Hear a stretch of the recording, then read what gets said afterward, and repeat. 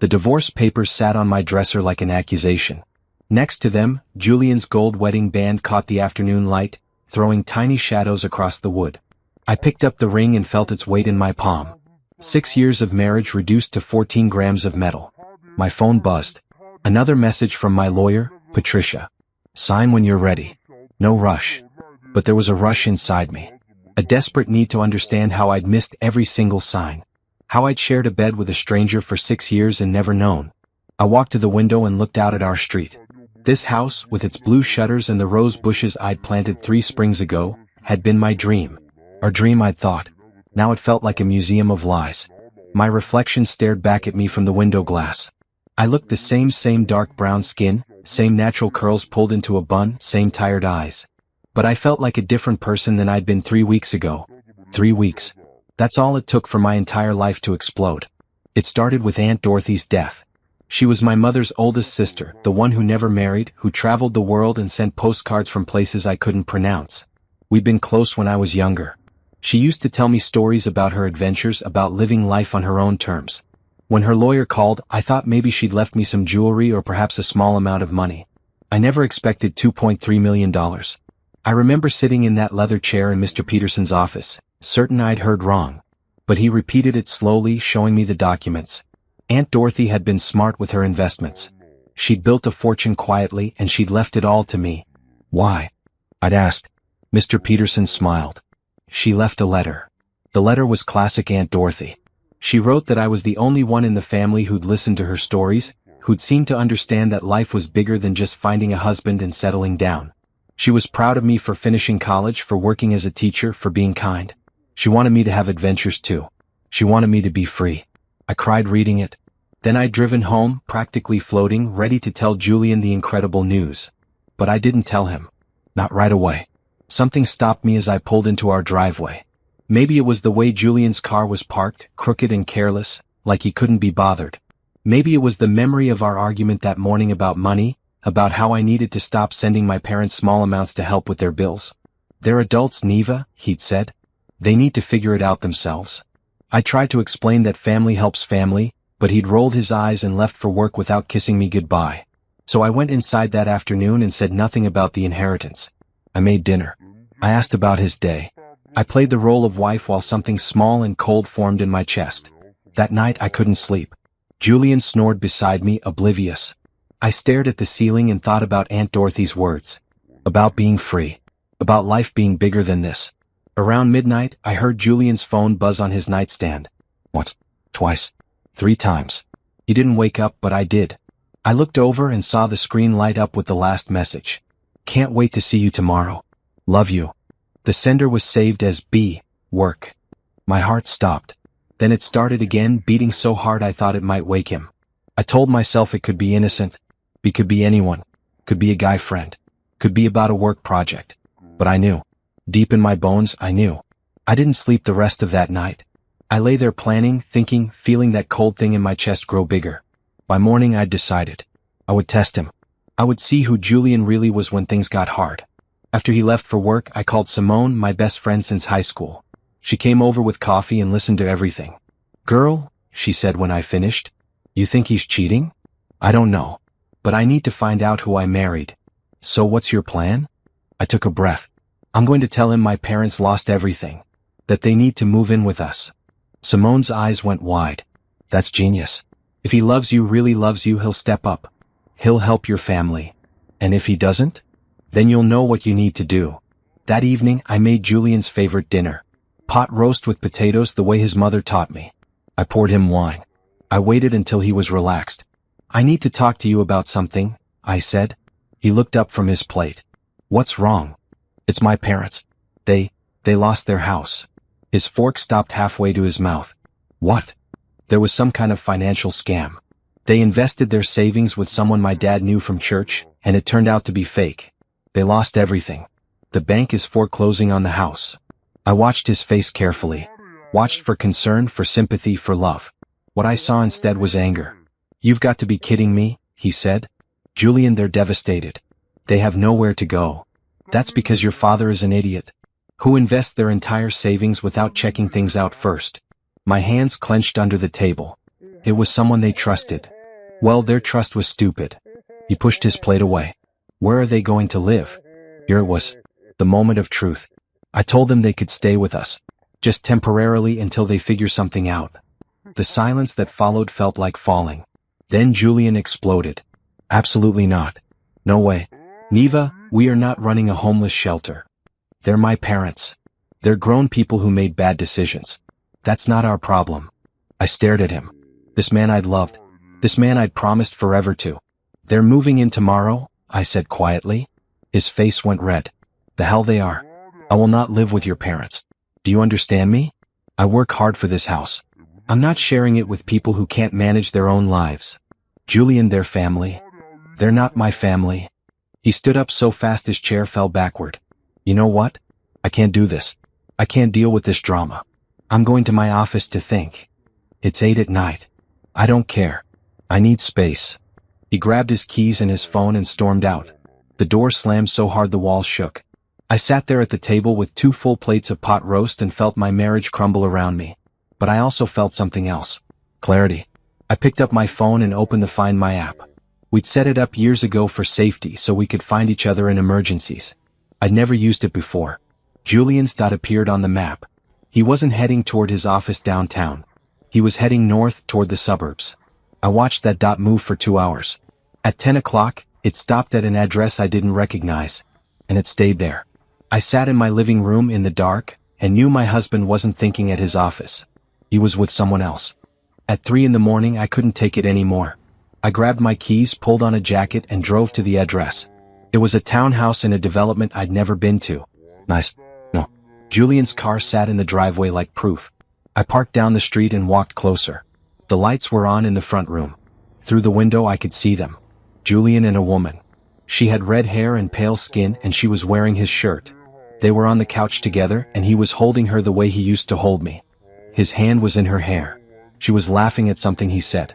I took out my phone with shaking hands and took pictures. 3 of them. Clear as day. Then I walked back to my car and sat there until I stopped crying. Julian came home at 6 in the morning. I was sitting at the kitchen table, still in the same clothes from the night before. Hey, he said, trying to sound casual. Sorry about last night. I needed to clear my head. How was the office? I asked. Quiet. Got a lot of thinking done. I nodded slowly. And what did you decide? He poured himself coffee, his back to me. Your parents can't stay here, Niva. I'm sorry, but that's my final answer. They need to figure something else out. I see. It's not about being mean. It's about boundaries. We can't fix everyone's problems. Right? He turned around, looking relieved that I wasn't fighting. I'm glad you understand. I knew you would. You're reasonable. I looked at this man. This stranger in my husband's skin. I need to tell you something, I said. What? My parents never lost their house. They're fine. His face went confused. What are you talking about? It was a test, Julian. I wanted to see what you would do if my family needed help. The confusion turned to anger. Are you serious? You lied to me? Yes. What the hell, Niva? Who does that? I stood up. I walked over to him. I looked him right in his lying eyes. Someone who needed to know if her husband actually loves her. Someone who inherited $2.3 million and wanted to see if her marriage was real before telling her husband. All the color drained from his face. You what? My Aunt Dorothy died 3 weeks ago. She left me everything. And now I know exactly what kind of man I'm married to. He opened his mouth, closed it, opened it again. Niva, wait. Let me explain about last night. Don't. I know where you were. I know who you were with. It's not what you think. Her name is Bethany. She works in your building. You've been seeing her for months. His face confirmed everything. I walked to the bedroom and came back with a manila folder. I dropped it on the counter between us. Divorce papers. Sign them. Niva, please. Let's talk about this. There's nothing to talk about. You failed the test, Julian. You failed our marriage. And now it's over. I picked up my purse and walked toward the door. Where are you going? He called after me. To my parents' house. The one they still own. The one they never lost. I'll be back tomorrow for my things. I want you gone by then. You can't just kick me out. I turned back one last time. This house is in my name only. We kept our finances separate, remember? Your idea. So yes, I can. And I am. I left him standing in our kitchen, his coffee getting cold, his lies catching up with him. Now, 3 days later, I stood in my bedroom holding his wedding ring and feeling nothing but relief. My phone buzzed again. This time it was Simone. "You okay?" I looked around the room. At the empty spaces where Julian's things had been. At the life I was about to leave behind. "Yeah," I typed back. "I actually am." And for the first time in weeks, it was true. 3 weeks earlier, I'd walked into Mr. Peterson's law office expecting absolutely nothing. The call had come 2 days after Aunt Dorothy's funeral. A quiet service, just family, exactly the way she'd wanted it. She'd been 78, and while her death wasn't unexpected, it still hurt. She'd been sick for 6 months, and I'd visited her every week until the end. "Miss Winters?" Mr. Peterson's secretary had said on the phone. "Mr. Peterson needs to meet with you regarding Dorothy Chen's estate." Her estate? I'd been confused. "I think you might have the wrong person. I'm just her niece." "No mistake. Can you come in tomorrow at 2? I'd agreed, thinking maybe Aunt Dorothy had left me some of her books. She'd had hundreds of them, and she knew I loved to read. Julian had been annoyed when I told him. "How long will this take?" "We're supposed to have dinner with the Robinsons tomorrow night." "I'll be back in time," I'd promised. "This better not become a thing. Your aunt's gone, Niva. Life goes on." I'd swallowed my hurt and said nothing. That was becoming my specialty. The next afternoon, I'd sat in Mr. Peterson's office with its dark wood furniture and certificates on the walls. He was an older black man with gray at his temples and kind eyes behind wire-rimmed glasses. "Thank you for coming," he'd said, gesturing to a chair. "Can I get you water? Coffee?" "I'm fine, thank you." He'd opened a file on his desk. "I'll get straight to the point. Your Aunt Dorothy had a very specific will. She left her entire estate to you." I'd laughed. "I'm sorry, what?" "Her entire estate. All assets, all accounts, all investments." "But, there must be a mistake. She has other family. My mother, my uncles." She was very clear in her instructions. "Everything goes to you." "How much is everything?" That's when he'd said the number. $2.3 million. I'd literally thought I was having a stroke. The room spun. Mr. Peterson had to get me water after all. "I don't understand," I'd whispered. "Where did she get that kind of money?" "Your aunt was quite brilliant with investments. She never married, never had children, lived modestly, and invested wisely over 40 years. She built significant wealth." He'd slid the letter across the desk to me. The one from Aunt Dorothy, in her shaky handwriting from those final weeks. I'd read it 3 times in his office, tears running down my face. "She loved you very much," Mr. Peterson had said gently. "I loved her too. The money will be transferred to your account within 2 weeks. In the meantime, I need you to sign some documents." I'd signed everything in a daze. Then I'd walked out to my car and sat there for 30 minutes staring at nothing. $2 million. $2 million. $2 million. The phrase kept repeating in my head like a broken record. I could quit teaching. We could buy a bigger house. We could travel. We could do anything. Julian. I had to tell Julian. I'd started the car and headed home, already imagining his reaction. He'd be shocked. Happy. Maybe he'd finally stop worrying about money all the time. Maybe we could start trying for the baby we'd been putting off. I'd pulled into our driveway at 4 o'clock. Julian's car was there, which surprised me. He usually didn't get home until 6. I'd walked into the house calling his name. "Julian? You home?" "In here." His voice came from the kitchen. But when I walked in, he wasn't alone. His brother Terrence sat at our table and they both had beers open. "Hey baby," Julian had said. Terrence stopped by. "How was the lawyer thing?" It was good. "Can we talk?" "About what?" I glanced at Terrence. "Maybe privately?" Julian had shrugged. "Terrence's family. What's up?" I'd hesitated. Something felt off about announcing this with Terrence there. He never liked me much. Always thought his brother could have done better. "It's about Aunt Dorothy's will. Maybe we should discuss it later." "Did she leave you something?" Terrence had asked, smirking. "Let me guess. Her book collection." "Actually, Niva's aunt had like 1,000 books," Julian had interrupted, laughing. "We're going to need a storage unit." They both laughed. I'd stood there feeling small. "Yeah," I'd said quietly. "Something like that. I'm going to change." I'd gone to our bedroom and closed the door. And that's when I'd heard them through the vent. Our bedroom shared a wall with the kitchen and sometimes sound carried. "I swear, man, her family is so needy." That was Julian's voice. "What now?" "Terrence, Her parents are always asking for money. Small stuff like 100 here, 200 there. But it adds up. You give it to them? Hell no. But Niva does sometimes from her paycheck. It annoys me. Why doesn't she just tell them no? Because she's got this thing about family. Like we have to help everyone all the time. That's going to get old. It already is. Her mom wants to visit next month. For a whole week. A whole week of her mother in my house, cooking food I don't like, rearranging things, giving advice nobody asked for. That's rough, brother. Tell me about it. Sometimes I wish I'd married someone with less family baggage, you know? Terrence had laughed. Too late now. Yeah, too late now. I'd sat on the edge of our bed, feeling like I'd been punched. Family baggage. That's what I was. That's what my parents were. I'd looked around our bedroom. At the pictures of us on the wall. Our wedding day. Our honeymoon in Jamaica. Last Christmas. In all of them we looked happy. But had we ever really been? I'd thought about all the times Julian had complained when my parents called. How he'd sigh when I mentioned visiting them. How he'd forget family dinners and arrive late to birthday parties. I'd made excuses for him. He's stressed from work.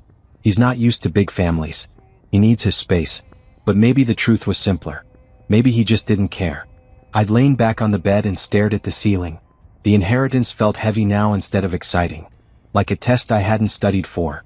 What would Julian do if I told him? Would he be happy for me? For us?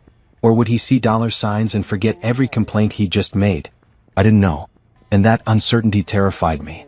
I'd stayed in the bedroom until I heard Terrence leave. When I finally came out, Julian was watching TV. You okay? He'd asked without looking at me. Yeah, just tired. So what did the lawyer say? About the books? We can talk about it later. Okay. And that was it. He'd gone back to his show. I'd gone to the kitchen and started dinner, my mind racing. That night in bed I'd almost told him. I'd opened my mouth 3 times. But each time I remembered his words. Family baggage. Too late now. I'd rolled over and pretended to sleep instead. The next morning I called Simone before school. Girl, you sound weird. What's wrong? I told her everything. The inheritance, Julian's conversation with Terrence, my doubts. Wait, Simone had said. Back up. You have $2 million and you haven't told your husband? I don't know if I should. Niva. He's your husband. Is he though? I mean, really? Simone had gone quiet for a moment. Do you think he's cheating? I don't know. Maybe. I don't know anything anymore. Okay, listen. Before you tell him about the money, you need to know what you're dealing with. You need to test him. Test him how? Make him show you who he really is. Create a situation where he has to choose between money and you. Between comfort and family. That's when the idea had started forming. What if? I'd said slowly. What if I told him my parents were in trouble? That they needed help? Like what kind of help? Like they lost their house. Like they needed to move in with us. Simone had gasped. Oh my God. That's perfect. If he loves you, really loves you, he'll step up. He'll help your family without question. And if he doesn't? Then you'll know you married someone who only loves you when it's convenient. I'd sat in my car outside the school, students streaming past my windows, and made my decision. I'm going to do it. When? Tonight. Girl, you sure? No. But I need to know. So I'd gone to work that day and taught 8th grade English like my life wasn't about to change forever. I'd graded papers and led discussions and pretended everything was normal. After school, I'd stopped at the grocery store and bought everything for Julian's favorite meal. If I was going to test my marriage, I was going to do it right. At home, I'd cooked and cleaned and prepared. I'd rehearsed what I would say.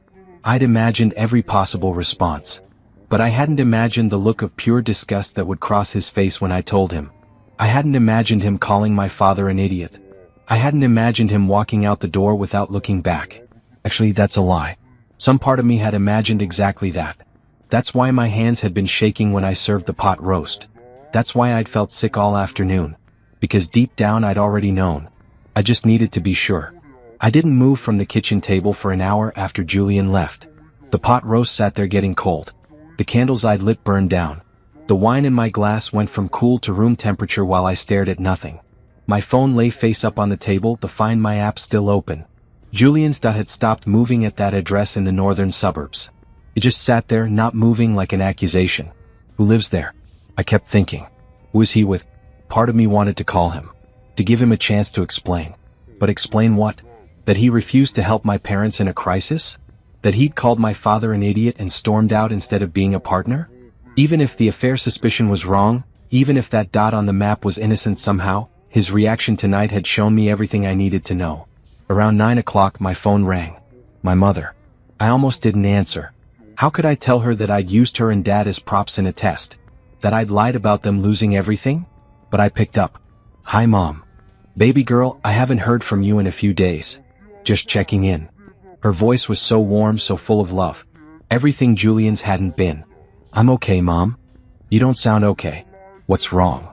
I'd never been able to lie to my mother. Not really. Julian and I had a fight. Oh honey. About what? About? I took a breath. About family. About priorities. That man still complaining about us visiting? So she'd noticed. Of course she had. Mothers notice everything. Mom, can I ask you something? Anything. Do you think Julian loves me? The pause was too long. Why would you ask that? She finally said. Just answer. Please. Another pause. I think Julian loves the idea of you. You're beautiful, you're smart, you have a good job, you make him look good. But does he love who you really are? Your big messy family and your soft heart and your need to help people? She sighed. I don't know, baby. I've never been sure. Tears ran down my face. Why didn't you say anything? Because you loved him. And sometimes we have to learn things ourselves. I think I'm learning it now. Good. That's good. Better late than never. We talked for another 20 minutes. She told me about Dad's garden, about her book club, about normal things that felt like a life raft. When we hung up, I felt stronger. I looked at the clock. 10:30. Julian's dot still hadn't moved. I stood up and cleared the table. Threw away the pot roast. Blew out the candles. Washed the dishes. Each action felt like armor, like preparing for battle. By 11 I'd made up my mind. I grabbed my keys and drove north. The streets were quiet. Most houses were dark.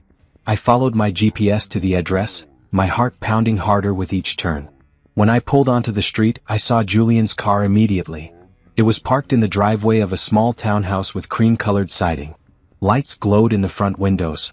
I parked 4 houses down, far enough that my car wouldn't be obvious but close enough that I could see. For 10 minutes I just sat there, thinking about turning around. Thinking about going home and pretending I'd never come. But I couldn't.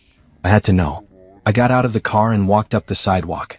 The night air was cool and somewhere a dog barked. My footsteps sounded too loud.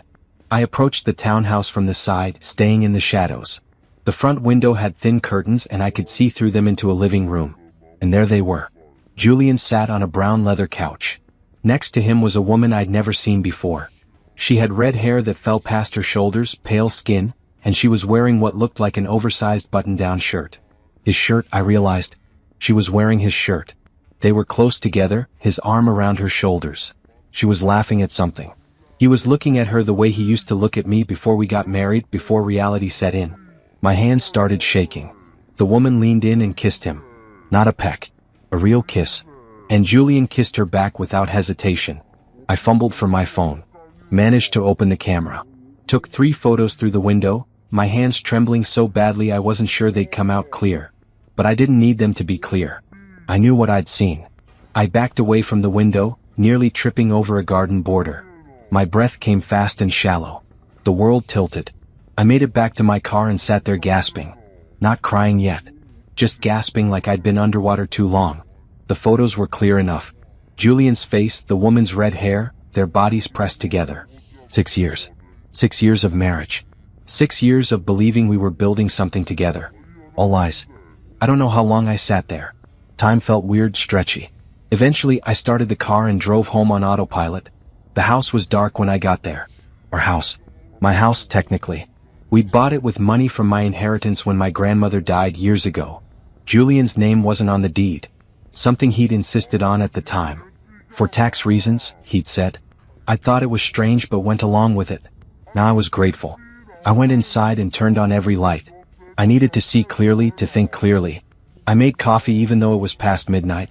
Then I sat at the kitchen table with my laptop and started Googling.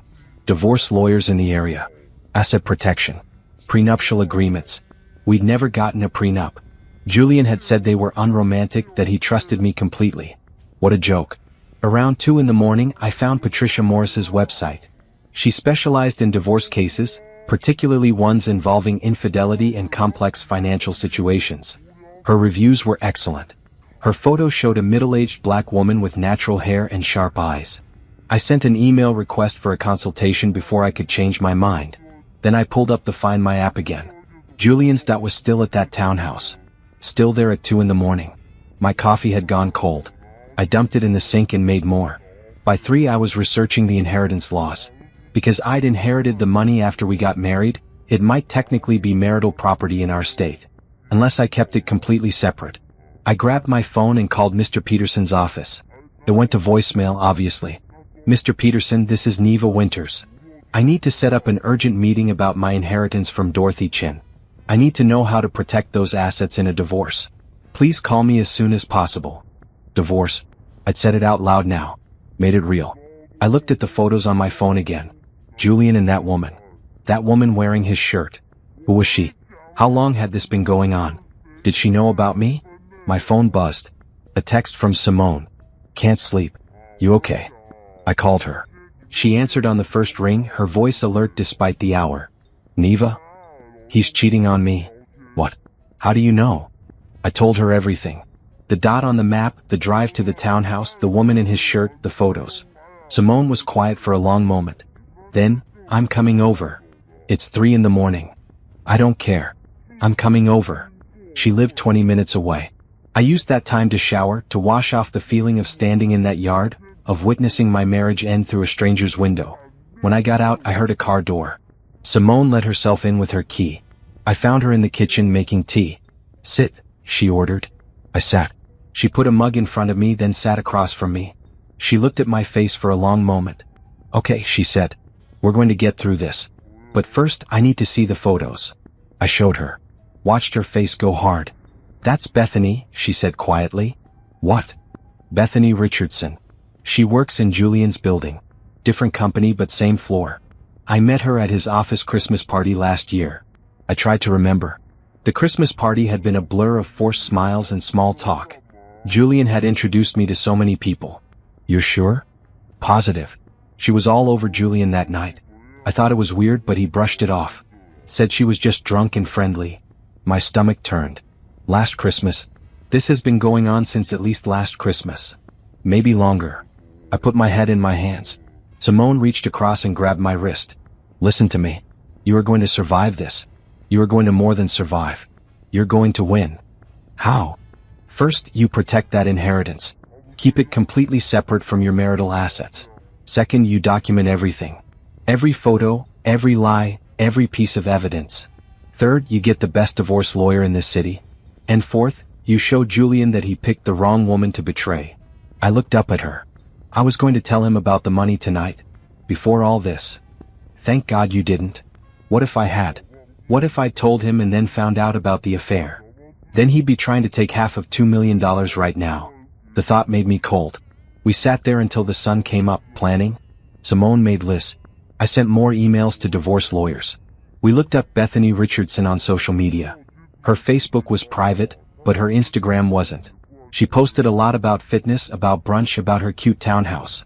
In some photos I could see the same brown leather couch I'd seen through the window. The same cream walls. In one photo from 3 weeks ago, there was a man's hand visible at the edge of the frame. Just a hand, but I recognized Julian's watch. This is good, Simone said. This is all evidence. At 6 in the morning, I heard Julian's car pull into the driveway.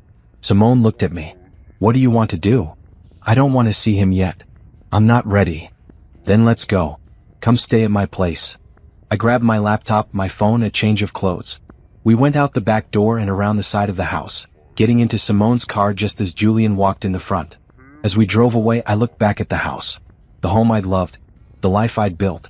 All of it was about to change. I spent 3 days at Simone's apartment planning my next move. 3 days of Julian's increasingly frantic calls and texts that I didn't answer. 3 days of my mother calling to check on me after I'd told her I needed space. 3 days of sleeping in Simone's guest room and staring at the ceiling, replaying every moment of my marriage. On the morning of the 4th day, Patricia Morris called me back. Ms. Winters, I got your message. I have an opening this afternoon at 2. Can you make it? Yes, absolutely. Her office was in a high-rise downtown, all glass and steel. The waiting room had leather chairs and abstract art on the walls. I sat there in my best work clothes, my hands clasped tight in my lap. "Ms. Winters?" A young man gestured to an open door. "Ms. Morris will see you now." Patricia Morris looked exactly like her photo, but more powerful in person. She stood when I entered and shook my hand with a firm grip. "Please sit. Tell me what's going on." I told her everything. The inheritance, the test, the affair, the photos. She took notes and asked questions, her face neutral but her eyes sharp. When I finished, she set down her pen. "First, I'm sorry you're going through this. Second, you did the right thing not telling him about the inheritance. Third, we need to move quickly to protect your assets." "How?" "The inheritance is separate property if it's kept completely separate from marital funds. Have you deposited it yet? It's supposed to transfer to my account in a week. We need to set up a new account in your name only. The moment that money comes through, it goes there and nowhere else. You don't use it for household expenses, don't commingle it with joint accounts. Keep it pristine." I nodded, taking mental notes. "Now about the affair. These photos are good, but we need more. We need to establish a pattern. How long has this been going on? Are there financial transactions? Hotel receipts? Other evidence?" "I don't know how to get that." She smiled slightly. "That's where I come in. I work with an excellent private investigator. He's discreet and thorough. With your permission, I'd like to hire him to document everything about this affair." "How much will that cost?" "His retainer is $5,000.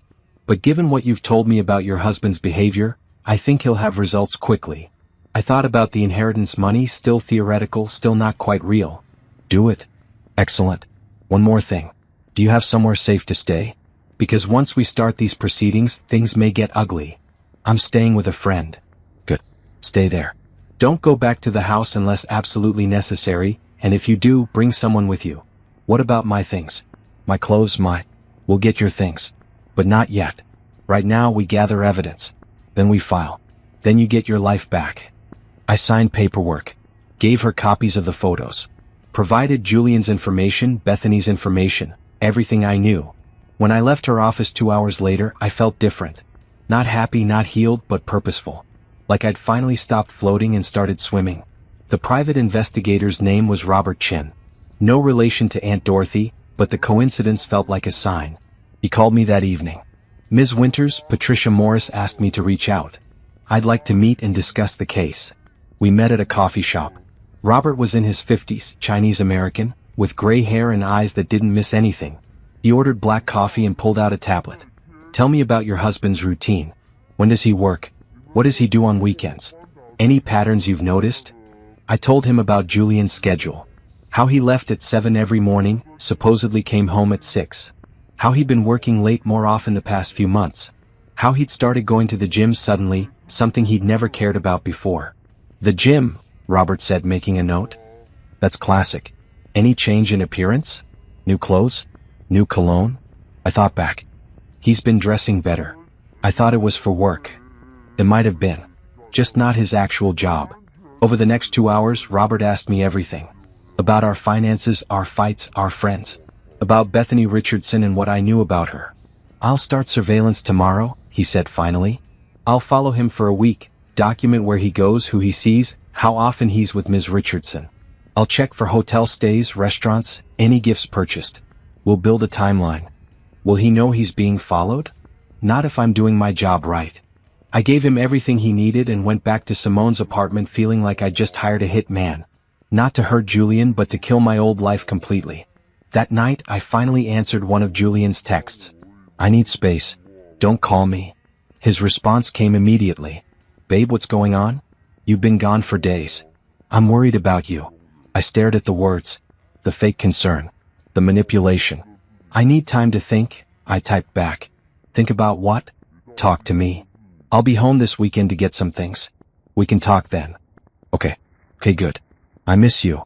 I turned off my phone. Simone found me sitting on her couch, staring at nothing. "You okay?" He texted. Said he misses me. She sat down next to me. Of course he did. He doesn't know what you know yet. He thinks this is just a normal fight. It feels so fake. Because it is fake. Everything with him is fake. I looked at her. "How did you know?" "About him, I mean. You never seemed surprised when I told you about the affair." Simone was quiet for a moment. I didn't know for sure, but I wondered. Little things. The way he looked at other women when you weren't paying attention. How he talked about you to his friends, like you were a burden instead of a partner. I never had proof, so I didn't say anything. I didn't want to plant seeds if I was wrong. You weren't wrong. I wish I had been. We ordered takeout and watched old movies, and I tried not to think about Julian with Bethany, tried not to picture them together in that townhouse, tried not to imagine all the lies he'd told. But I couldn't stop thinking about it. Every time I closed my eyes, I saw them on that couch. Over the next week, Robert sent me daily updates. Photos of Julian's car at Bethany's townhouse. Timestamps showing he arrived at 7:30 on Tuesday evening and didn't leave until 11. More photos on Thursday, same pattern. On Saturday, he sent me a particularly damning set of images. Julian and Bethany at a restaurant, holding hands across the table. Julian and Bethany going into a hotel, emerging 3 hours later. Julian and Bethany kissing in a parking garage. Each photo felt like a small death. But each photo was also proof. Evidence. Ammunition. Robert's report, when it came, was thorough. Subject has been in a relationship with Bethany Richardson for approximately 8 months, possibly longer. They meet 3 to 4 times per week, alternating between her residence and hotels. Subject has purchased gifts including jewelry and flowers, paid for with joint credit card ending in 4872. Subject has told Ms. Richardson about your recent inheritance from deceased aunt. Text messages indicate they discussed waiting until the divorce is final and I get my half, before making things official. I read that line 3 times. They discussed divorcing me and taking half the inheritance. They planned it. I called Patricia immediately. I got Robert's report, I said. Good. How are you holding up? I'm angry. Good. Use that. We're filing next week. How's the inheritance situation? The money transferred yesterday. It's in the separate account. Perfect. Don't touch it. Don't tell Julian it's there. As far as he knows, it's still in probate. What happens when we file? We file for divorce citing adultery. We present Robert's evidence. We show the court that Julian was planning to divorce you to access the inheritance, which demonstrates financial manipulation. We ask for an immediate separation of assets and for you to retain the house since it's in your name only. Will he fight it? Oh, he'll fight. But we have all the ammunition. He has nothing but excuses. The following Saturday, exactly 2 weeks after I'd seen Julian with Bethany, I went back to the house. Simone came with me. So did my brother Leon, who'd driven in from 2 hours away when I finally told my family what was happening. Julian's car was in the driveway. I texted him that morning to let him know I was coming. He'd responded with relief, clearly thinking I was coming home to reconcile. We walked in through the front door. Julian was sitting on the living room couch, standing up quickly when he saw me. Niva, baby. Thank God you're home. He started toward me, but Leon stepped between us. I'm just here for my things, I said. Julian looked confused. What? What do you mean? I'm moving out. What? No, we need to talk about this. Whatever's wrong, we can fix it. I looked at him. Really looked at him. This man I'd loved. This stranger. Can we fix you cheating on me with Bethany Richardson for 8 months? All the color drained from his face. What are you talking about? I pulled out my phone and showed him one of Robert's photos. Julian and Bethany kissing in front of her townhouse. I know everything, Julian. I know where you go. I know how often you see her. I know you've been planning to divorce me and take half of my inheritance. His mouth opened and closed. No words came out. I also know you told her about the money. The money I never told you about because I wanted to see what kind of man I married. Niva, let me explain. There's nothing to explain. You failed the test. You failed our marriage. And now it's over. I walked past him toward the bedroom. Simone and Leon followed. Julian trailed behind us. The test? What test? You mean that thing about your parents? Yes. So you lied to me? You lied to test me? I spun around. And you passed the test by calling my father an idiot, refusing to help my family, and running to your girlfriend instead of being my husband. She's not my girlfriend. Really? What is she then? He had no answer. I packed quickly. Clothes, books, photos from before Julian, my grandmother's jewelry. Leon carried boxes to Simone's car. Julian stood in the doorway of our bedroom, watching. Where are you going? None of your business. This is crazy. You can't just leave. I zipped up my last suitcase and stood. Watch me. Niva, please. Don't do this. I made a mistake. I'm sorry. We can go to counseling, we can work on this. No. Please. I walked up to him. Looked him right in his eyes. You showed me exactly who you are, Julian. You showed me when you refused to help my family. You showed me when you went to another woman instead of fighting for our marriage. You showed me when you planned to divorce me for money. I believe you now. And I'm done. I walked out of that bedroom for the last time.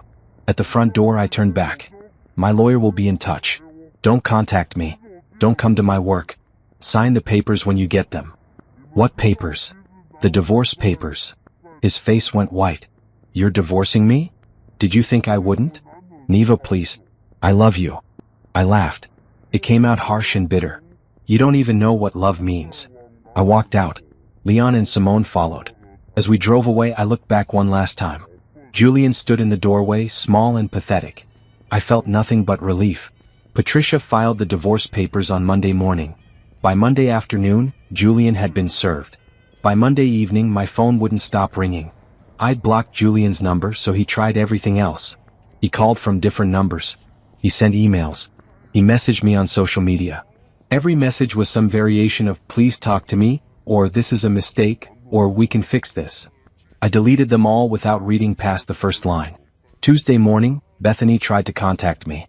The message came through Instagram from a profile I hadn't blocked because I hadn't thought to. Hi Niva. This is Bethany. I know you probably don't want to hear from me, but I really need to talk to you. Please. I'm so sorry about everything. I didn't know the full situation. Can we meet for coffee? I promise I just want to explain. I showed it to Simone. Block her, Simone said immediately. Part of me wants to meet her. To ask her what the hell she was thinking. Don't. It's a trap. She probably wants to make herself feel better, or maybe Julian asked her to reach out. Either way, you don't owe her anything. Simone was right. I blocked Bethany and tried to forget about it. But Wednesday morning, Bethany showed up at my school. I was walking to my classroom after lunch when I saw her in the hallway, talking to the front office secretary. She was prettier in person than in photos. Tall, slim, put together. Everything I wasn't feeling at that moment. She saw me and her face lit up. Niva, thank God. I've been trying to reach you. I kept walking toward my classroom. She followed. Please, just 5 minutes. That's all I'm asking. I stopped and turned. You need to leave. This is my workplace. I promise. I just need to talk to you. Please. Students were starting to come back from lunch. I could see them watching, curious. The last thing I needed was a scene at school. Fine. 5 minutes. Outside. We walked out to the parking lot. I crossed my arms and waited. Bethany looked nervous, her hands fidgeting. First, I want to say I'm so sorry. I never meant to hurt you. But you did hurt me. You slept with my husband. I know. And I feel terrible about it. Do you? Yes. I didn't know he was married when we first met. He said he was single. It wasn't until months later that I found out the truth, and by then I was already in love with him. I laughed. Cold and sharp. In love with him. How romantic. I know it sounds bad. It sounds exactly like what it is. An affair. He told me you two were having problems. That the marriage was basically over. That you were staying together out of obligation. And you believed him? She looked down. I wanted to believe him. Well, congratulations. You got him. Or you will once the divorce is final. Her head snapped up. That's the thing. I don't think I want him anymore. I blinked. What? After you found out, after everything came out, he's been different. Desperate. Calling me constantly, making promises, talking about our future together. And I realized I don't actually know him. Not really. I know the version of him he showed me when we were sneaking around. But the real him? She shook her head. I'm not sure I like the real him. I stared at her. Why are you telling me this? Because I wanted you to know I'm sorry. And because I wanted to warn you. Julian isn't handling the divorce well. He's talking about fighting it, about making you pay for embarrassing him. He's angry. Let him be angry. I mean really angry. Scary angry. He punched a hole in my wall last night when I told him I needed space. A chill ran down my spine. He hit your wall? Yes. He said you turned me against him. That you're trying to ruin his life. She looked genuinely frightened. I don't think you should be alone with him. I took a breath. Thanks for the warning. Niva, I really am sorry. I know it doesn't change anything, but I need you to know that. Okay. I heard you. You're sorry. But that doesn't mean I forgive you. It doesn't mean we're going to be friends or have closure or whatever it is you're looking for. You made your choices. Now you get to live with them. Her eyes filled with tears. You're right. I wanted to tell you the truth. Julian's been telling me for months that you're this cold, unfeeling person. But you're not, are you? You're just hurt. I'm a lot of things right now. Hurt is one of them. But I'm also done with this conversation. I turned to walk back to the building. He talked about the money, Bethany called after me. The inheritance. He had plans for it. Big plans. That's why he's so angry now. I stopped but didn't turn around. He was going to buy a boat. Can you believe that? A boat. With your money. He had the catalog and everything. I walked back into the school without responding. But her words stayed with me. He punched a hole in her wall. He's scary angry. I called Patricia as soon as my last class ended. We need to talk about Julian's behavior. I told her about Bethany showing up, about the wall, about Julian's anger. Patricia was quiet for a moment. We might need to consider a restraining order. Is that necessary? Let me ask you this. Do you feel safe? I thought about it. I don't know. Then yes, it's necessary. I'll file the paperwork tomorrow. In the meantime, stay away from him. Don't go anywhere alone. And if he shows up anywhere you are, call the police immediately. That night I couldn't sleep. I kept thinking about Julian's anger, about what he might do. I'd lived with him for 6 years and never seen him violent. But I'd also never seen him caught in an affair, never seen him lose control of a situation. Simone heard me up and came into the guest room. You okay? Bethany said Julian punched a hole in her wall. Shit. Patricia wants to file a restraining order. Good. That's good. Is it though? Won't that just make him angrier? Simone sat on the edge of the bed. Maybe. But it'll also keep him away from you. And right now that's more important. She was right. I knew she was right. But part of me couldn't believe it had come to this. That my marriage had gone from wedding vows to restraining orders. Thursday morning Robert called. Ms. Winters, I've been continuing surveillance as requested. There's been a development. What kind of development? Julian and Bethany had a public argument outside her townhouse last night. Neighbors called the police. No arrests were made, but there's now a police report documenting the incident. What were they arguing about? From what I could hear, she was breaking up with him. He wasn't taking it well. So Bethany had meant what she said. She was done with Julian too. Is there video? I asked. Ring camera footage from a neighbor. I'm working on getting a copy. Thank you. After we hung up, I sat in my car outside the school for a long time. Everything was falling apart for Julian. The affair exposed, the divorce filed, even Bethany leaving him. And all of it was his own fault. But that didn't mean he wouldn't lash out. Friday afternoon, the restraining order was approved. Julian was served at work. He had to stay at least 500 feet away from me, my workplace, and anywhere else I regularly visited. Patricia called to tell me. He's been legally notified. He can't contact you, can't come near you. If he violates it, he'll be arrested. What about the house? Since the house is in your name and he's been served with the restraining order, you can go back if you want. He's not allowed there. Where's he supposed to stay? Not your problem. She was right. It wasn't my problem. But it felt strange knowing Julian was out there somewhere, angry and displaced. That weekend, I went back to the house with Leon and my dad. We changed all the locks. Put up a security camera at the front door. Made sure every window locked properly. The house felt different with Julian's things gone. Emptier but also lighter. Like I could finally breathe. I walked through each room remembering. The kitchen where we'd cooked together in the early days. The living room where we'd watched movies. The bedroom where we'd slept side by side. All of it felt like a different lifetime. Dad found me in the bedroom staring at the bed. You okay, baby girl? I don't know. I keep thinking I should feel more. Sadder. Angrier. Something. What do you feel? Tired. He put his arm around me. That's normal. You've been through a lot. Dad, how did you know Mom was the right one? He smiled. Because she never made me choose between her and my family.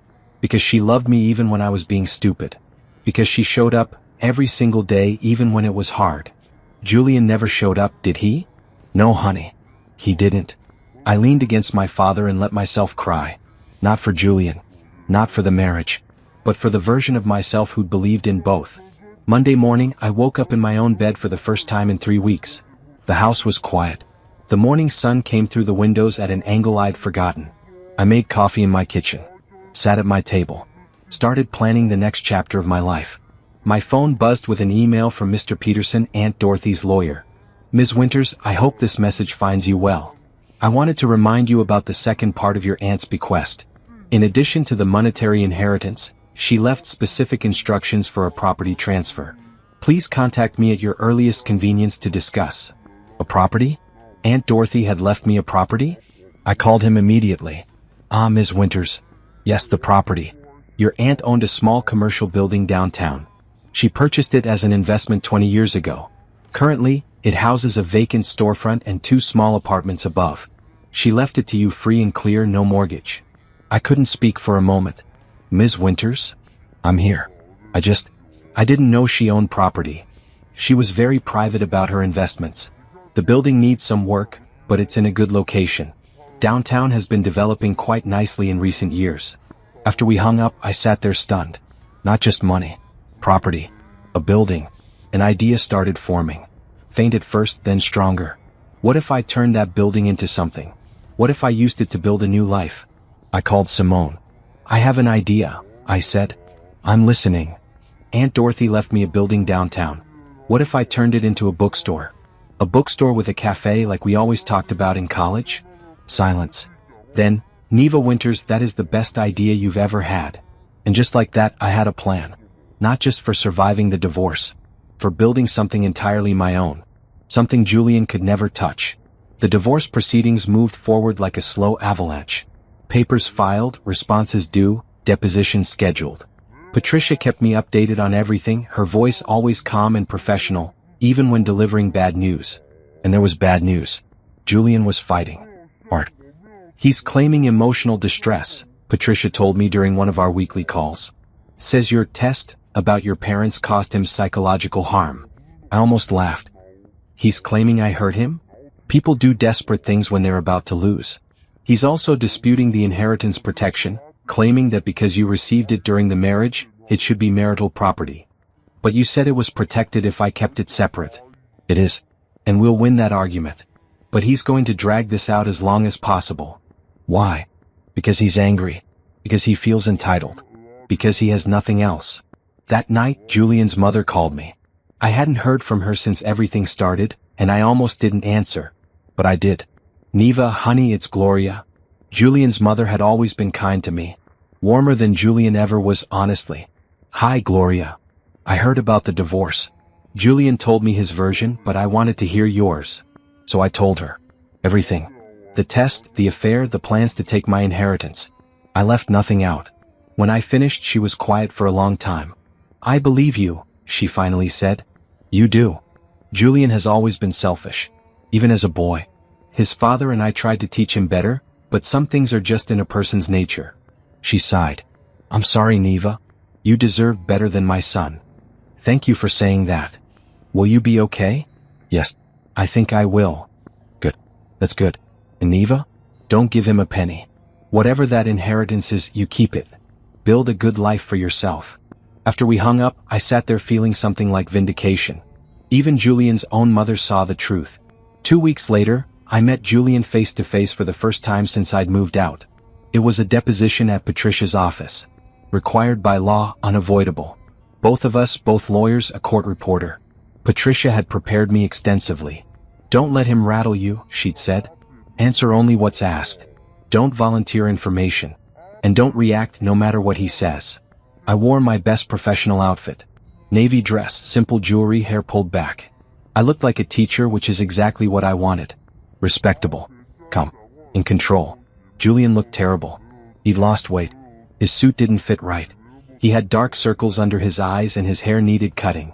When he saw me walk in, something flickered across his face. Pain maybe. Or regret. I felt nothing. We sat on opposite sides of the conference table. Patricia next to me, Julian's lawyer next to him. The court reporter set up her equipment.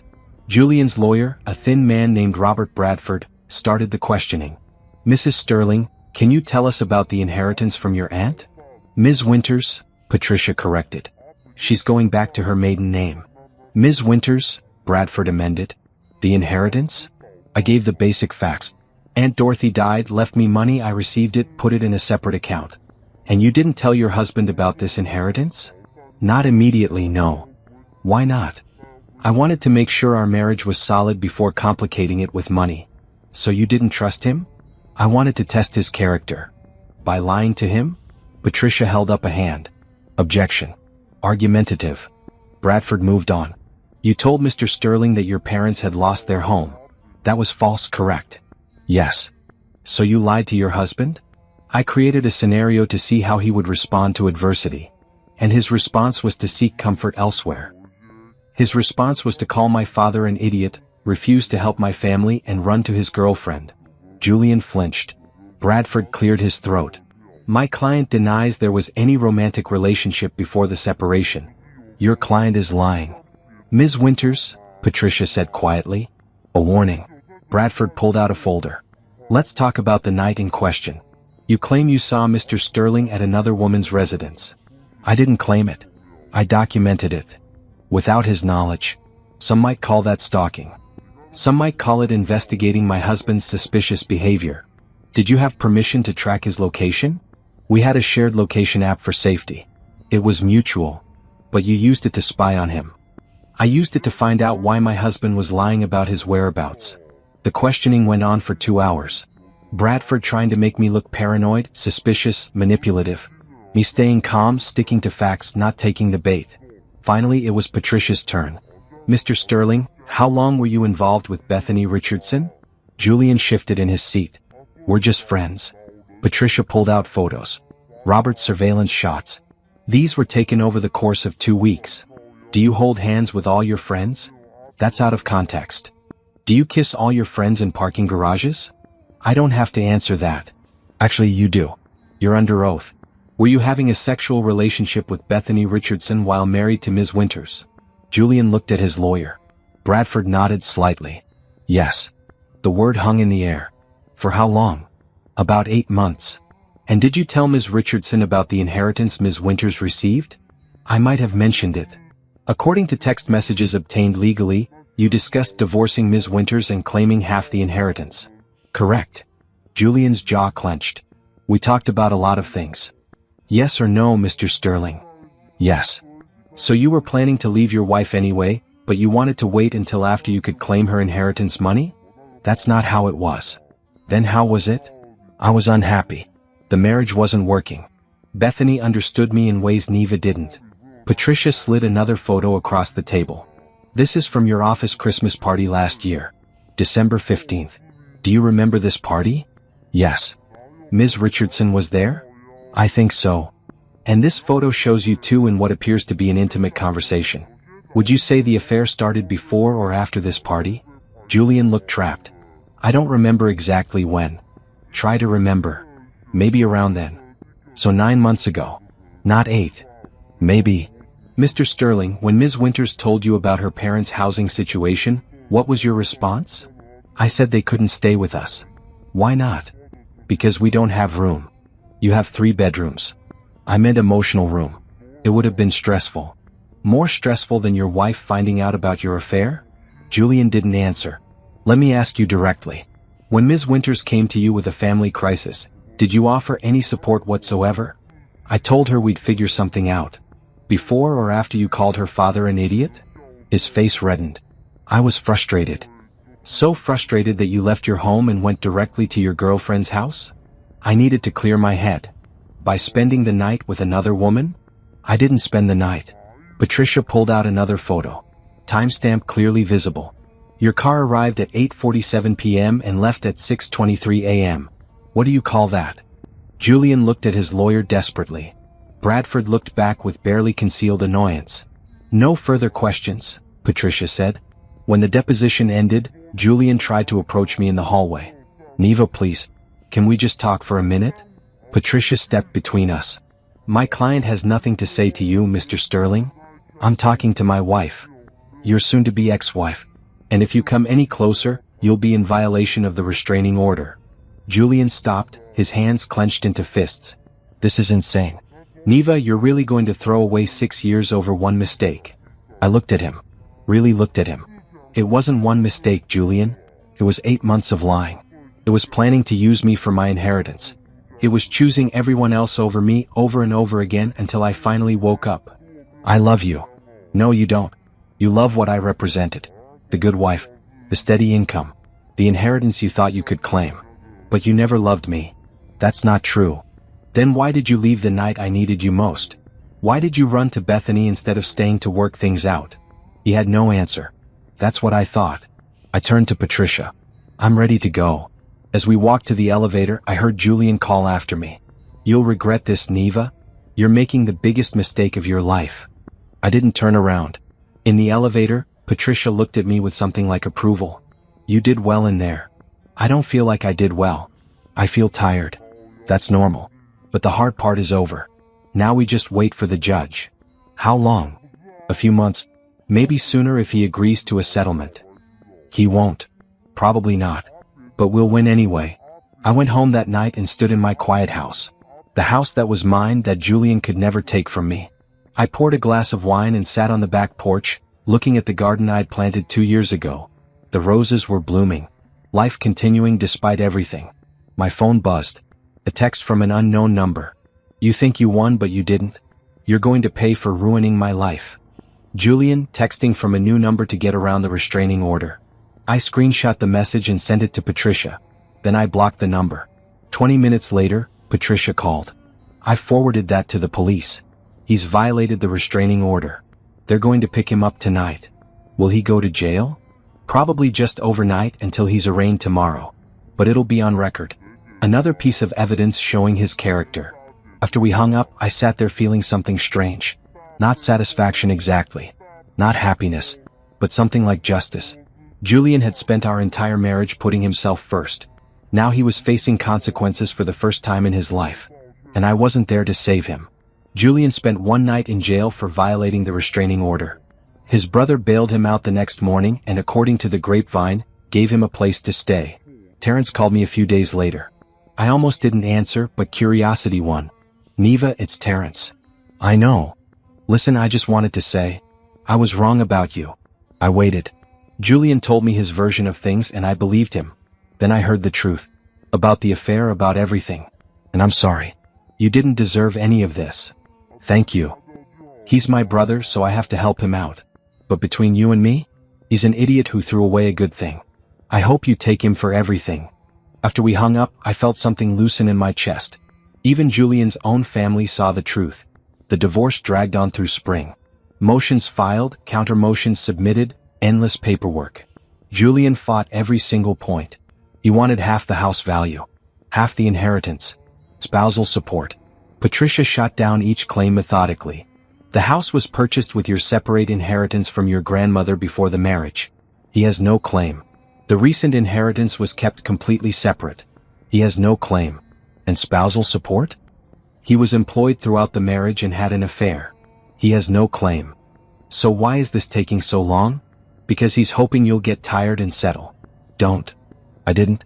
Instead, I focused on building something new. The building Aunt Dorothy left me was in downtown, on a corner lot with big windows and good light. It needed work, new paint, updated electrical, a complete renovation of the storefront, but the bones were solid. I hired a contractor, drew up plans, spent hours designing the space in my mind. The ground floor would be the bookstore and cafe. Walls of books, comfortable chairs, a coffee bar in the corner. A place where people could come and stay a while, where stories lived and conversations happened. The 2 apartments upstairs I'd rent out for income. I threw myself into the project. Spent weekends at the building watching the transformation. Picked out paint colors and light fixtures and bookshelves. Simone came with me most days, offering opinions and moral support. This is incredible, she said one Saturday, standing in the middle of what would become the cafe area. Aunt Dorothy would be so proud. I hope so. I know so. She left you the money and the building so you could be free. And look at you. You're building yourself a whole new life. My parents came to see the progress too. Mom walked through the space with tears in her eyes. Baby girl, this is beautiful. It's not done yet. I'm not talking about the building. I'm talking about you. Look how strong you've become. Dad put his arm around me. We're proud of you, Niva. For leaving Julian, for standing up for yourself, for creating this. I couldn't have done it without you guys. Yes, you could have, Mom said.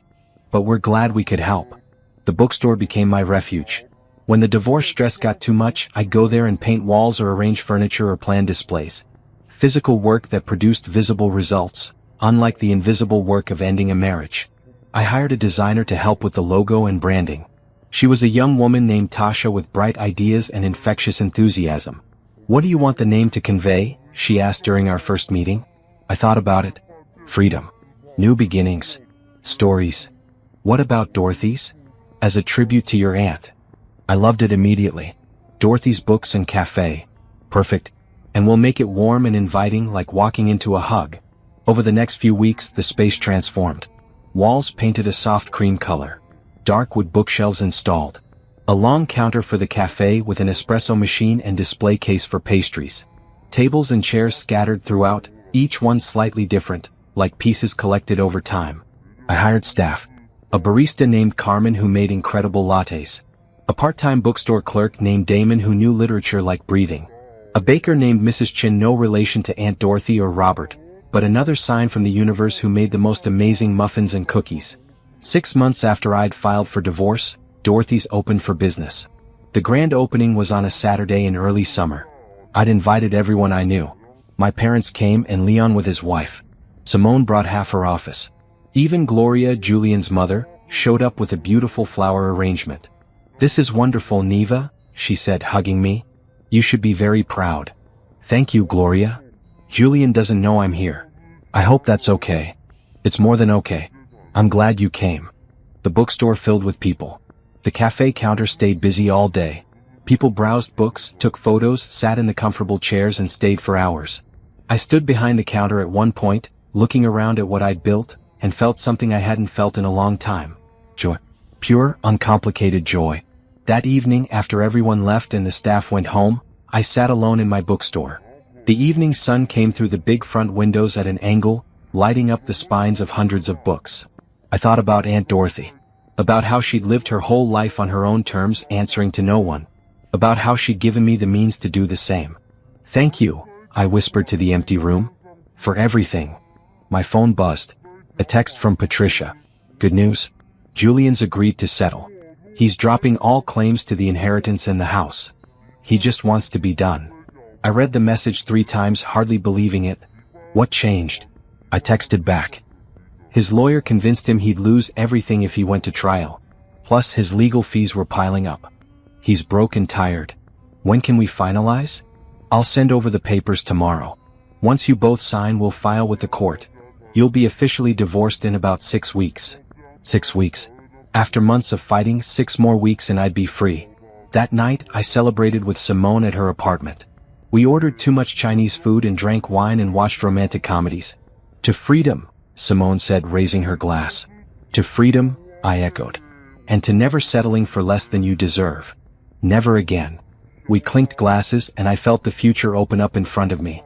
Wide and full of possibility. The divorce was finalized on a Tuesday in July. I signed the papers in Patricia's office, officially ending my marriage to Julian Sterling. "How do you feel?" Patricia asked. "Light. Like I just put down something heavy." "That's exactly what you did. Congratulations, Ms. Winters. You're officially divorced." I walked out of that office and into the bright summer day, and I swear the sun felt warmer. I went straight to Dorothy's. The afternoon crowd was steady but manageable. Carmen was working the counter. Damon was helping a customer find a book. I walked to the back office and closed the door. Then I sat at my desk and cried. Not sad tears. Released tears. Relief tears. The kind of crying that comes when something difficult is finally, truly over. After a few minutes, there was a soft knock on the door. "Come in." Simone peeked in. "Hey." Carmen texted me. "You okay?" "It's done. The divorce is final." She came in and wrapped me in a hug. "It's over, honey. It's really over." "I know. So what now?" I wiped my eyes and smiled. "Now I live my life." And that's exactly what I did. The weeks after the divorce became months. Dorothy's thrived. We became a neighborhood gathering place, exactly what I'd hoped for. Regular customers came daily. Book clubs met on Tuesday evenings. Local authors did readings on weekends. I fell in love with the rhythm of it. The morning rush of coffee and pastries. The quiet afternoon hours when people read in corners. The evening events filled with conversation and laughter. I learned that I was good at running a business. Good at managing people. Good at creating a space where people felt welcome. More than that, I learned I was good at being alone. Not lonely, just alone. And there was a difference. I went to therapy once a week, working through the betrayal, the divorce, the rebuilding. My therapist, Dr. Angela Morrison, helped me see patterns I'd missed before. You spent a lot of your marriage making yourself smaller, she said one session. Accommodating Julian's moods, his needs, his preferences. When did you start losing yourself? I thought about it. Gradually. Little compromises that didn't seem like much at the time. But they added up. And now I'm remembering who I was before him. And becoming someone even better. I reconnected with old friends I'd drifted from during the marriage. Took a painting class. Started running in the mornings. Read books I'd been meaning to read for years. I traveled too. Small trips at first. A weekend in the mountains with Simone. A week at the beach with my parents. Each trip felt like reclaiming parts of myself I'd forgotten existed. 1 year after filing for divorce, I stood in Dorothy's on a quiet Monday afternoon and realized something. I was happy. Genuinely, deeply happy. Not because I was divorced. Not because I had money or a successful business. But because I'd faced the hardest thing in my life and come out the other side stronger. My phone buzzed. A text from an unknown number. My heart sank, thinking it might be Julian again. But it wasn't. Hi Niva, this is Bethany. I know you blocked me, so I'm texting from a new number. I'm not trying to bother you. I just wanted you to know that I've been in therapy working on myself and understanding why I made the choices I did. You didn't deserve what I did to you. I'm truly sorry. I don't expect forgiveness. I just wanted you to know I'm trying to be better. I hope you're doing well. I read the message twice. Then I deleted it and blocked the new number. Some apologies didn't need to be accepted. Some people didn't deserve space in my life, even to forgive them. I'd moved on. That was enough. 18 months after leaving Julian, I woke up in my house and didn't think about him at all. It was the first time. The first morning where he wasn't the first thought in my head, where I didn't immediately catalog the ways my life was different now. I just woke up, stretched, and thought about what pastries Mrs. Chen was baking that day. It felt like flying. Dorothy's had become more successful than I'd ever imagined. We'd been featured in the local paper. A lifestyle magazine did a spread about us. We'd built a loyal customer base that felt more like a community. I'd hired more staff. Expanded our events calendar. Started hosting writing workshops on Saturday mornings and poetry nights on Thursday evenings. The building's 2 upstairs apartments were rented to good tenants. A graduate student who was quiet and paid on time. A young couple who worked from home and were always friendly. My inheritance had grown through careful investing. I'd worked with a financial advisor to make sure the money continued building, securing my future. But more than the money, more than the business, I'd rebuilt myself. I was stronger now. More sure of myself.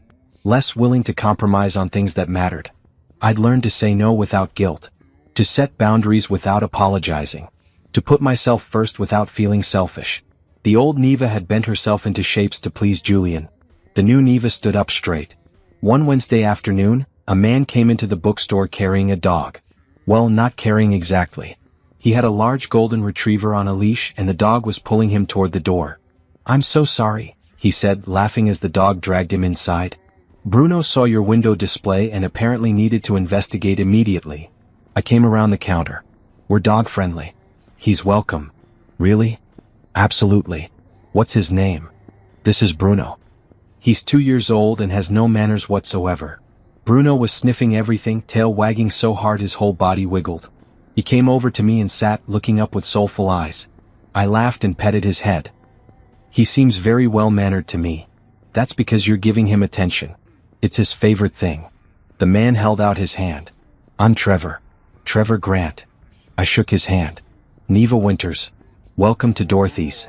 Trevor was tall with dark brown skin, warm eyes, and an easy smile. He wore scrubs under a jacket and I could see a stethoscope in his pocket. "Are you a doctor?" "Veterinarian. My clinic is 2 blocks over. I've been meaning to check this place out since you opened, but I'm usually covered in dog hair and questionable fluids." I laughed. "Well, you're here now. Can I get you some coffee?" "That would be amazing actually. It's been a long day." I made him a cappuccino while he browsed the shelves, Bruno trailing behind him. I watched them from behind the counter, noticing how gently Trevor handled the dog, how he'd pause to show Bruno different book covers like they were having a conversation. He came back to the counter with 3 books. "These look good." "Excellent choices. You like mysteries?" "Love them. Can't resist a good puzzle." We chatted while I rang him up. He was easy to talk to, funny without trying too hard. He asked about the bookstore, seemed genuinely interested in the story behind it. A tribute to your aunt. That's beautiful. She gave me the chance to start over. Something in his eyes shifted. Understanding, maybe. Like he knew what starting over felt like. Well, she'd be proud. This place is special. After he left, Simone came out from where she'd been pretending to organize books in the back. Girl, don't start. That man was fine. And he was flirting with you. He was not flirting. He was being nice. He bought 3 books he probably didn't need and stayed for 30 minutes. He was flirting. I rolled my eyes, but I was smiling. Trevor came back the next week. And the week after that. Always with Bruno, always buying at least 1 book, always staying to chat. The 4th time he came in, Simone pulled me aside. He's into you. You don't know that. I absolutely know that. And unless I'm mistaken, you're into him too. I'm not ready for that. Why not? The divorce has been final for over a year. You're allowed to be happy. I am happy. You know what I mean. You're allowed to let someone in again. But I wasn't sure I was ready. The idea of trusting someone, of being vulnerable again, felt terrifying. The 5th time Trevor came in, it was raining. He was soaked and so was Bruno. The forecast lied, he said, laughing as water dripped onto the floor. They said partly cloudy. I grabbed towels from the back and helped him dry off Bruno.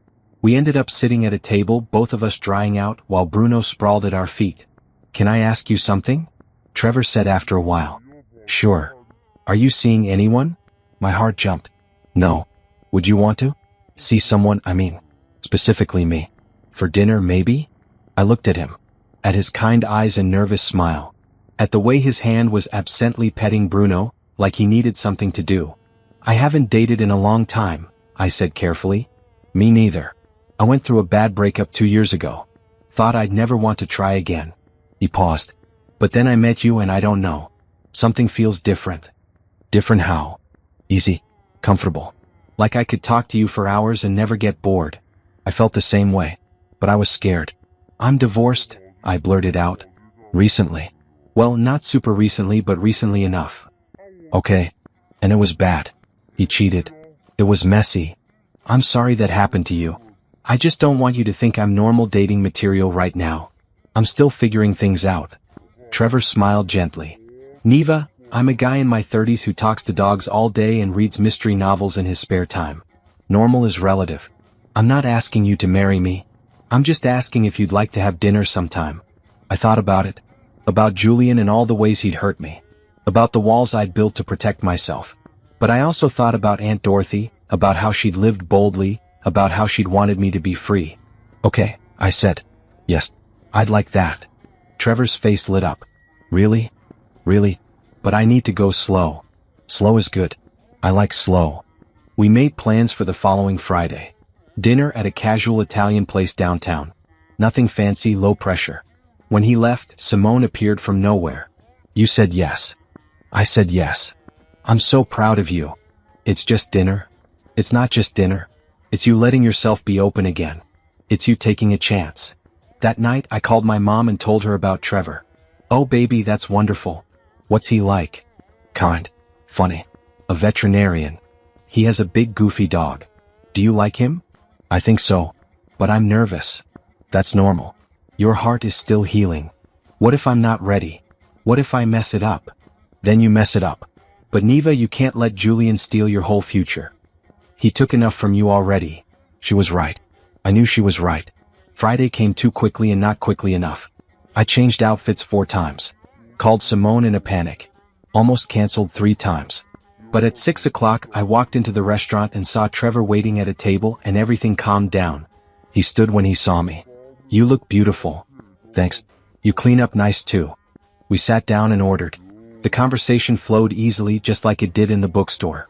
He told me about growing up in Atlanta, about how he'd always wanted to work with animals, about his family. I told him about teaching, about the bookstore, about my dreams for Dorothy's. What's next for it? He asked. I want to expand the events.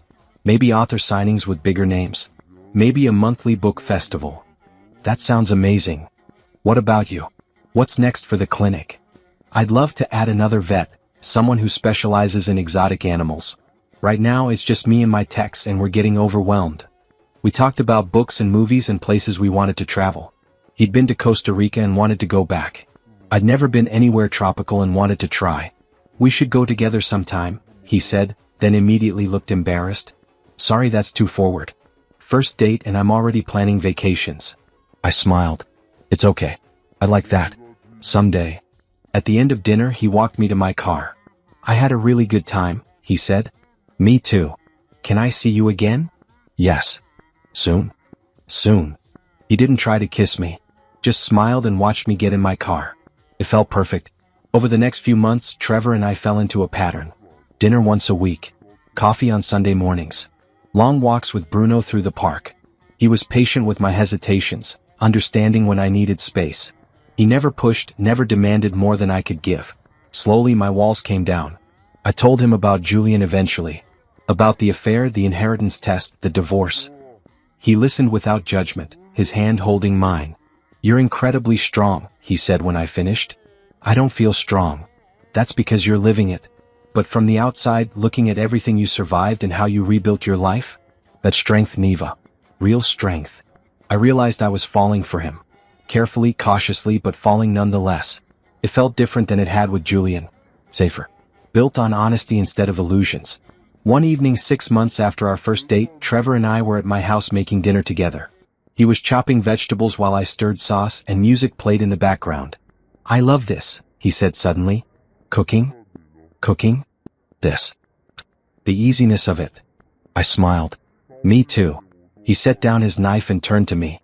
I'm falling in love with you, Niva. I wanted you to know. My heart jumped, but it didn't feel scary. It felt right.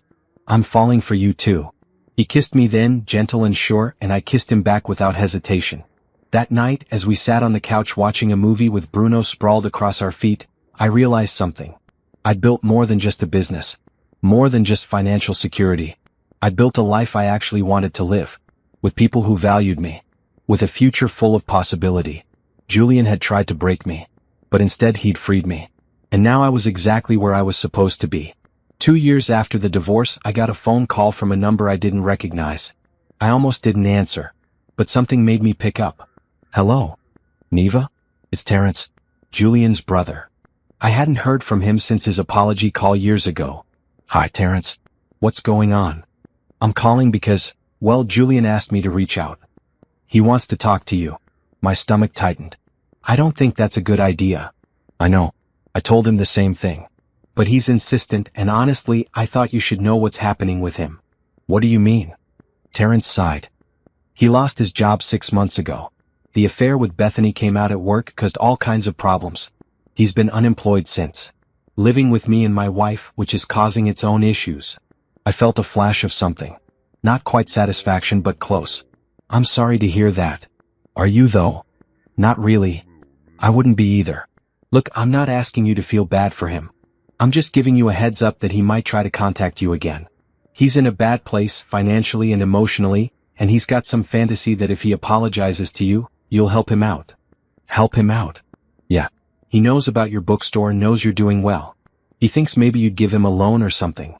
I almost laughed. That's never happening. Good. That's what I told him.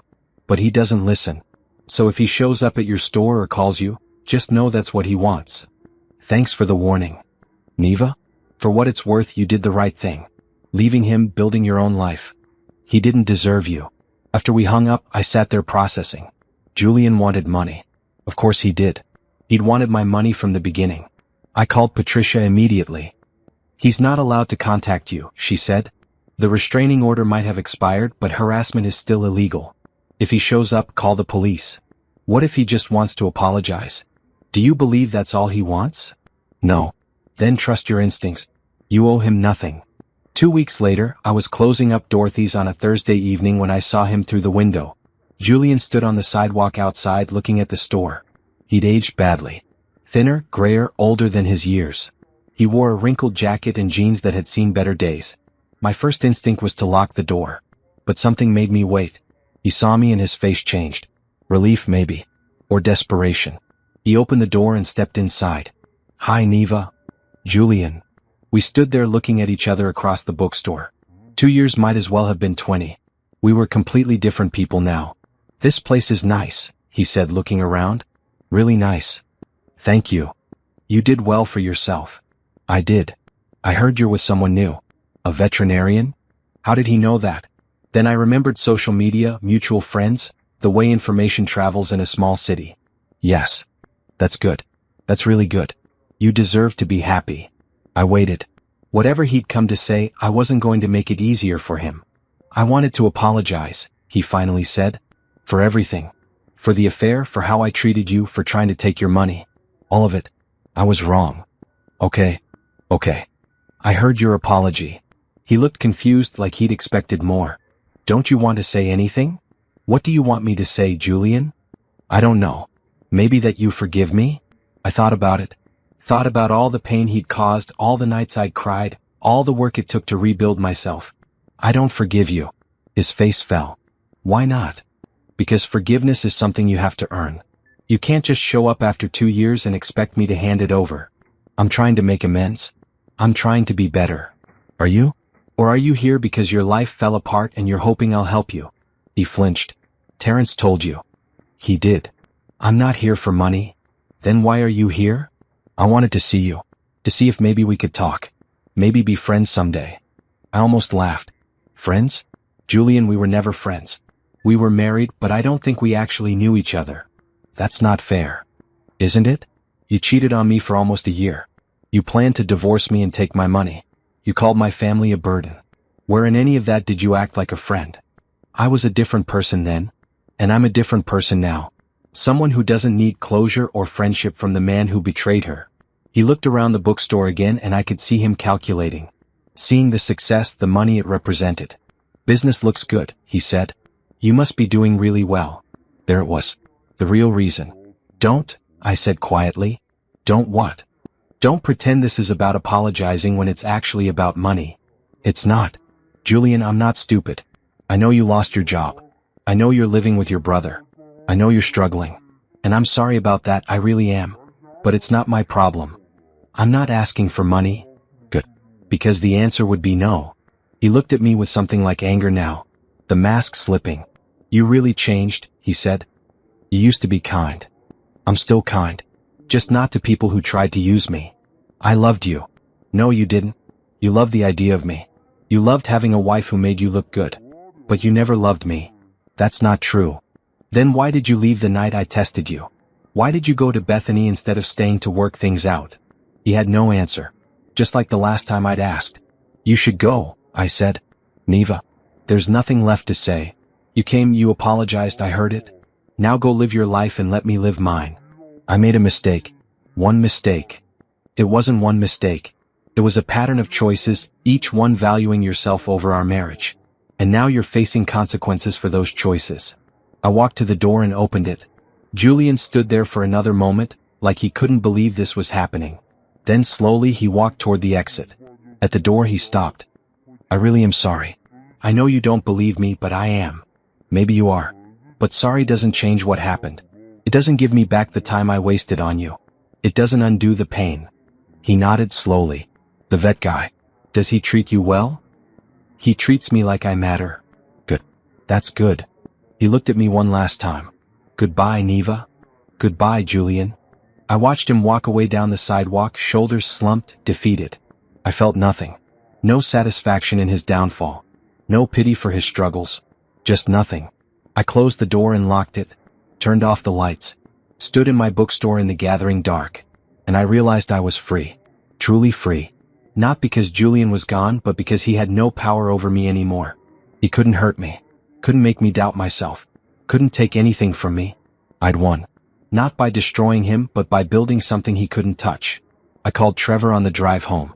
Hey beautiful, he answered. How was your day? Interesting. I'll tell you about it at dinner. Everything okay? Everything's perfect. And it was. 3 years after leaving Julian, I stood on a beach in Jamaica watching the sunset. Trevor was beside me, Bruno splashing in the waves nearby. The sand was warm under my bare feet, and the ocean breeze smelled like salt and possibility. This is perfect, I said. Trevor put his arm around me. It really is. We'd been together for almost 2 years now. 2 years of slow, steady growth. 2 years of learning to trust again, to love again, but differently this time. With Trevor, Everything was partnership. Decisions made together. Problems solved together. Joy shared, sorrow split in half. He proposed 3 months ago. Not in some grand gesture, but quietly, on a Sunday morning in my kitchen while we made breakfast together. "Marry me," he'd said, as casual as asking me to pass the eggs. I'd looked up from the pancake batter. "What? Marry me? Not today, not even soon. But someday. When you're ready. Marry me." "You're serious?" "Completely serious. I love you. I love our life together. I want forever with you, whatever that looks like." I thought about it. About marriage and what it meant. About Julian and how wrong I'd been before. But this felt different. Trevor felt different. "Ask me again in Jamaica," I'd said. "Why Jamaica?" "Because I want to be standing on a beach, completely free and happy when I say yes." So here we were. On a beach in Jamaica. Both of us completely free and happy. "Niva Winters," Trevor said, getting down on one knee in the sand. "Will you marry me?" Bruno chose that moment to shake water all over both of us. We laughed, soaking wet, and I pulled Trevor back up. "Yes," I said.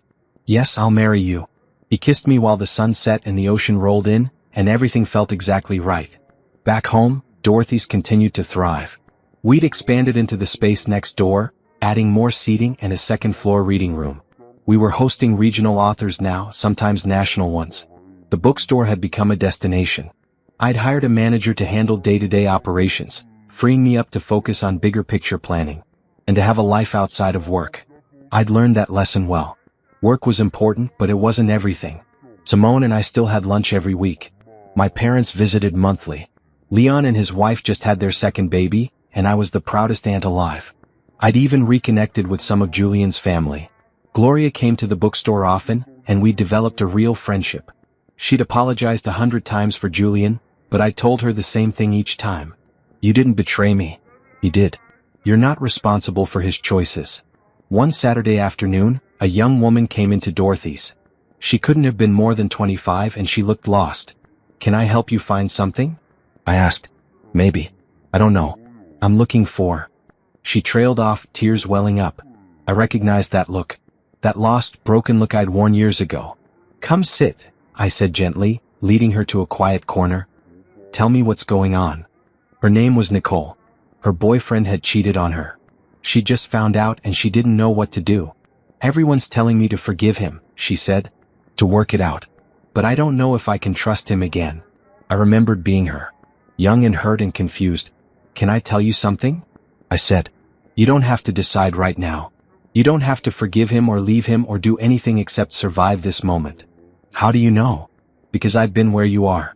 My ex-husband cheated on me. It destroyed our marriage." "What did you do?"